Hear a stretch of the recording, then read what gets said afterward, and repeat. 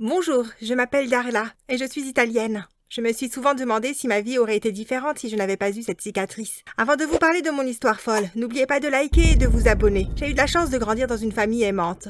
Mon père était prof et ma mère travaillait en ligne et était donc toujours là quand j'avais besoin d'elle. Ma famille était parfaite. Mais un soir, mon monde s'est écroulé. Même si j'avais 5 ans à ce moment, je m'en souviens comme si c'était hier. Mes parents étaient en train de préparer le dîner et j'étais assise à la table de la cuisine. Soudain, un homme masqué est entré dans la cuisine et ma mère m'a tirée vers elle. Mon père a essayé de repousser l'intrus avec un couteau dans les mains, mais l'intrus m'a arraché de ma mère avant de me lancer vers mon père. J'ai senti une douleur sur le visage et ma mère s'est mise à crier. Ma relation avec mon père n'était plus la même quand je suis sortie de l'hôpital. Il ne pouvait pas rester dans la même pièce que moi. Il ne me regardait plus et ne me prenait plus dans ses bras. Un jour, mon père est allé travailler et n'est jamais revenu. Ça m'a brisé le cœur et pendant des années, je m'en suis voulu. Si je n'avais pas cette horrible cicatrice, peut-être que mon père serait toujours là. Durant ma scolarité, les enfants et les professeurs étaient méchants à cause de ma cicatrice. J'ai essayé d'avoir des amis, mais une fille qui s'appelle Charlotte a dit à tout le monde que j'avais une maladie contagieuse et personne ne voulait jouer avec moi. J'ai décidé de porter un masque dans l'espoir que les choses changent, mais ça n'a pas marché. La goutte qui a fait déborder le vase a été quand un professeur a placé mon repas dans un bol pour chien et m'a ordonné de manger. Ma mère m'a enlevée de cette école, mais elle n'a pas réussi à faire virer le professeur. J'ai fait l'école à la maison et je n'avais jamais été aussi heureuse. Mais c'est alors que ma vie a pris une toute autre tournure. Ma grand-mère, la mère de mon père, a été diagnostiquée avec Alzheimer et elle avait des problèmes cardiaques.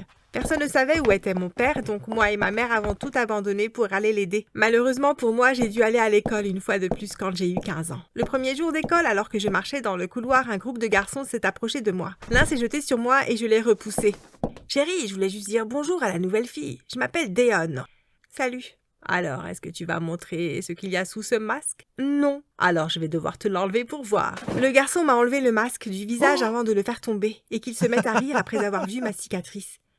Puis il m'a poussé au sol.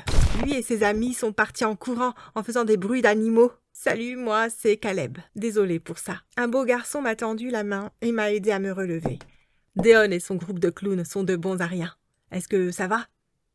J'ai hoché la tête. Soudain, une fille a tiré Caleb. « Qu'est-ce que tu fais ? » ?»« Jasmine, j'ai une amie. »« Une amie ? Elle n'est même pas belle. » ?»« Est-ce que tu as vu ce qu'il y a sous son masque ? Elle doit porter un signe qui dit de ne pas nourrir les animaux. » Jessica et ses acolytes ont rigolé avant de traîner Caleb avec eux. Le jour est passé sans incident jusqu'au dernier moment. Pendant que je griffonnais dans mon cahier, le professeur est entré et a salué la classe. Mon cœur s'est arrêté. J'ai ouvert grand les yeux. « Papa ? » Je n'avais pas vu mon père depuis 9 ans. Tout le monde nous a fixés en silence. Je suis désolée, je pense que vous vous trompez sur la personne.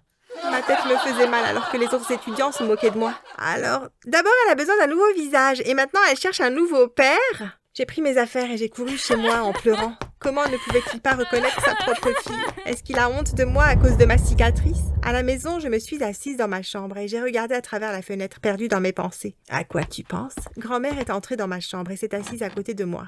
Je lui ai parlé de ma journée et je l'ai supplié de ne pas dire à ma mère que j'avais vu mon père. Plus tard, pendant que je faisais mes devoirs, ma mère a frappé à la porte. « Darla, est-ce que tu peux aller acheter ça au magasin ?» Elle m'a donné une liste de courses. Je vais me préparer à prendre du service au café Suzy. Le travail de ma mère avançait lentement et elle a dû trouver un boulot au café du coin. Je suis rapidement entrée dans le magasin. Alors que j'étais en train de tenir un paquet de céréales, quelqu'un m'a parlé derrière moi. « Salut Darla !» J'ai lâché le paquet, je me suis retournée. C'était Caleb. Moi et Caleb, nous sommes baissés pour récupérer le paquet de céréales et on s'est cogné la tête. Alors que je me frottais la tête, Caleb a ramassé le paquet avant de me le rendre. « Est-ce que tu vis dans le coin ?»« Oui, j'habite à 2 pâtés de maison avec ma mère et ma grand-mère. »« Caleb !» La voix de Jasmine venait de l'allée. « On se verra à l'école, ok ?» J'ai hoché la tête et j'ai regardé Caleb partir vers Jasmine. Quel genre d'emprise avait-elle sur Caleb ? Sur le chemin du retour, j'ai vu mon père avec un garçon qui avait l'air d'avoir environ 5 ans, ainsi qu'une femme. Je me suis avancée vers eux, mais quand il m'a vu venir, il a essayé de traverser la route. J'ai couru vers lui pour lui attraper le bras. « Papa, pourquoi est-ce que tu ne veux pas me parler ?»« Je ne sais pas qui vous êtes. Partez maintenant. »« Chérie, qui est cette fille ?»« Je ne sais pas. »« Je voulais juste te dire que grand-mère, ta mère, est malade. » Ou est-ce que tu vas prétendre ne pas la connaître ? Pendant que tu as pu continuer ta vie, moi et maman avons tout laissé tomber pour venir ici. Tu n'es pas seulement un père lâche, mais tu es aussi un fils lâche.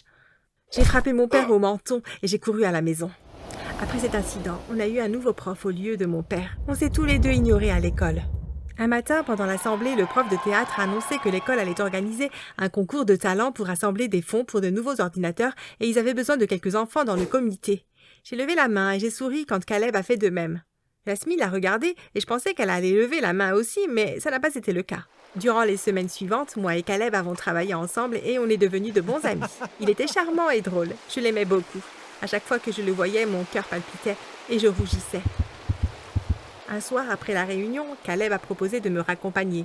Dans ma tête, je sautais de joie, mais à l'extérieur, j'ai souri. Et j'ai dit « Ok, d'accord ».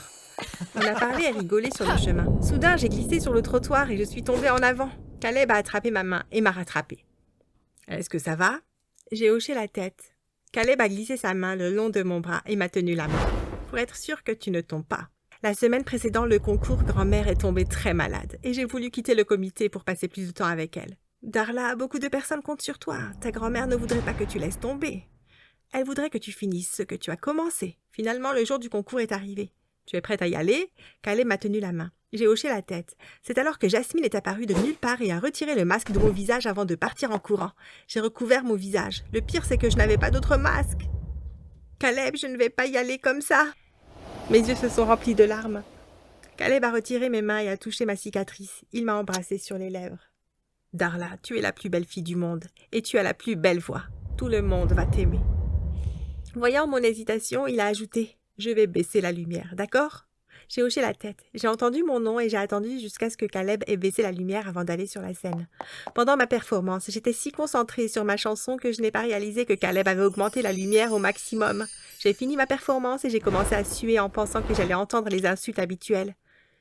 Soudain, l'audience a applaudi. J'ai baissé la tête et j'ai fait un geste de la main, jusqu'au moment où j'ai vu ma mère à l'entrée qui semblait inquiète. J'ai quitté la scène dans sa direction. « Maman, qu'est-ce qui se passe? On doit rentrer. Ta grand-mère risque de ne pas passer la nuit. » Ce soir-là, moi et maman sommes restés auprès de grand-mère jusqu'à ce qu'elle nous quitte paisiblement. Mon père s'est montré aux funérailles de grand-mère. Je n'allais pas rester là sans rien dire. Je me suis avancée vers lui. « Qu'est-ce que tu fais là? Tu as l'audace de venir après m'avoir évité à l'école? Je t'ai dit que grand-mère était malade et tu m'as ignoré. Grand-mère avait besoin de toi quand elle était en vie, plus maintenant. » J'ai essayé de griffer son visage, mais ma mère m'a retenue à temps et m'a sortie de l'église. « Darla, je sais que tu n'aimes pas ton père, mais ce n'est pas une raison pour faire une scène aux funérailles. Qu'est-ce que tu veux dire quand tu dis que ton père t'évite à l'école? » J'ai alors admis à ma mère que papa était un prof de l'école. « Je ne veux pas retourner à l'école, je veux étudier à la maison. Je ne veux plus voir papa. » Quelques jours après, moi et ma mère sommes allés lire le testament de grand-mère. Mon père ne s'est pas montré. Ma mère a hérité de tout. Avant qu'on parte, l'avocat a donné une lettre à ma mère. Après la mort de grand-mère, j'ai refusé de sortir. Je me roulais dans le lit de grand-mère et souhaitais qu'elle soit toujours avec nous. Un jour, quelqu'un a frappé à la porte. Ma mère m'a demandé d'aller voir car elle préparait le repas. À contre-cœur, j'ai ouvert la porte et j'ai bondi sous le choc. « Papa, qu'est-ce que tu fais là? Tu n'es pas le bienvenu ici. » Je lui ai claqué la porte au visage et quand je me suis retournée, ma mère était là. « Darla, qu'est-ce que tu fais ?» Ma mère s'est empressée d'ouvrir la porte. « Je suis désolée, entre. »« Maman, après tout ce qu'il a fait, tu le laisses entrer ?» Je l'ai invité. Puis ma mère m'a dit quelque chose qui m'a choquée. « Darla, ce n'est pas ton père. »« Quoi? Je suis adoptée ?» Ma mère a secoué la tête. « Mais non, idiote. C'est le frère de ton père, Steven. » Je me sentais mal alors que des souvenirs de comment j'avais traité oncle Steven me revenaient en tête. « Je suis tellement désolée. Peux-tu me pardonner ?» Il a souri. J'imagine que je peux faire une exception pour ma nièce préférée. Ma mère m'a dit que dans la lettre donnée par l'avocat et écrite par ma grand-mère, elle admettait avoir eu des jumeaux. Elle avait 18 ans quand ils sont nés et elle n'avait pas assez d'argent pour garder les deux. C'est pour ça qu'elle a mis Steven à l'orphelinat. Elle a écrit la lettre quand elle a été diagnostiquée car elle ne voulait pas mourir avec la culpabilité qu'elle a eue durant toutes ces années.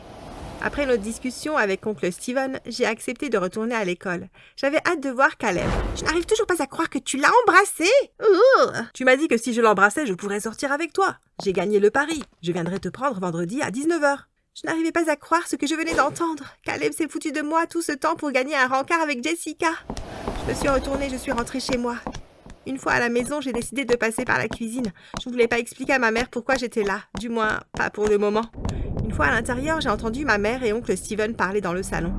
« Jen, pourquoi est-ce que tu veux toujours le tuer? Tu as déjà reçu l'argent de la vieille. »« Ce n'est pas assez. J'ai besoin de plus. Et Kirby m'a encore sur son testament. » Comment est-ce que tu le sais? De la même façon que j'ai découvert que toi et Kirby étiez frères. J'ai mes sources. Il est à l'hôtel Hilton de la rue Whitestone. Au moins cette fois-ci, tu ne mettras pas ma fille en travers. Ce n'était pas possible. Oncle Steven était l'intrus. C'était sa faute si j'avais une cicatrice. Et ma mère avait tout manigancé. Elle voulait tuer mon père. Maintenant que j'y pense, elle a pu aussi tuer ma grand-mère. Je suis sortie de la cuisine et j'ai couru jusqu'à la station de bus. Je devais retrouver mon père avant qu'oncle Steven le fasse.